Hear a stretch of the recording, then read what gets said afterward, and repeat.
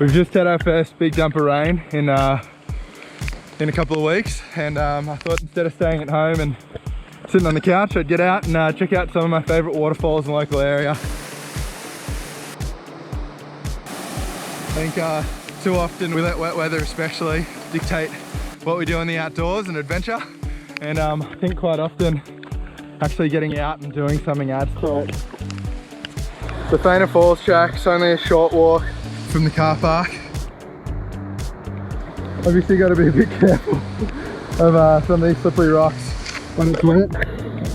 What a beautiful and picturesque place.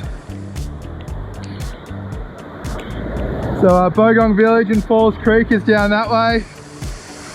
The water feeds from the high country upstream, and Waterfalls is just a short walk up. There's definitely a bit of water moving around. Last time I was here was the start of summer, and there's definitely a lot more water in it now, and it's been pretty dry the last couple of weeks. So I'm assuming this has only really just filled up in the last 24 to 48 hours.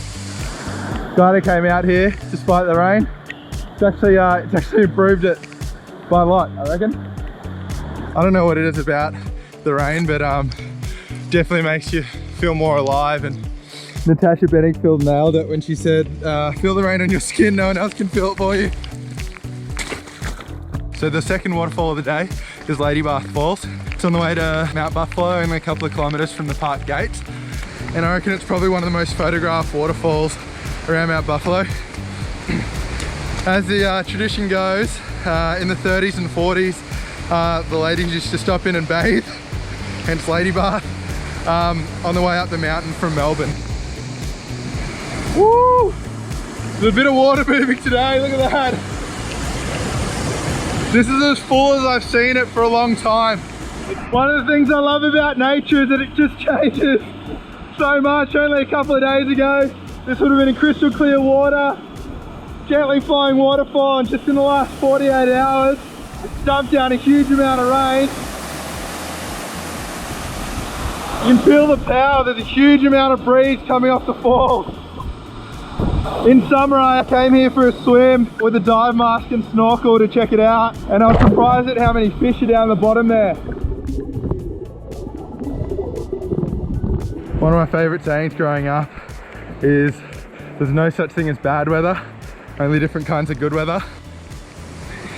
Every year we hear about people that go wandering off track up here. We hear stories of it, and yeah, it's important to follow the signs in the parks and make sure you stay on track. This is Lower Yarrobin Falls. At this stage I was drenched, and so are my GoPros. The rain was only getting heavier, and when you start sounding like you're filming underwater, I think it's time to call it a day. The third waterfall I was going to head to today, I think I'm going to leave it for another day. I don't think we'll see too much up there.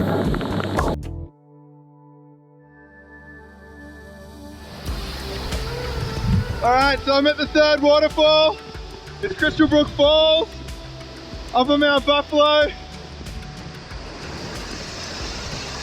And there's a lot of air out there, out towards the valley. You don't have to abseil down to actually get this view. There's good lookouts all around the gorge. There's Mount Bogong, Victoria's highest mountain. The north wall of Mount Buffalo, which is 300 metres high. This falls, Crystal Brook Falls, feeds right down into the creek, and then eventually becomes Lady Bath Falls, down towards the bottom of the mountain. Man, what a beautiful day for it.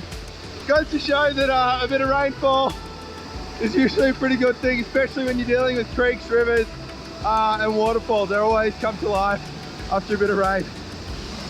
Hope you guys enjoyed that. We'll see you next week.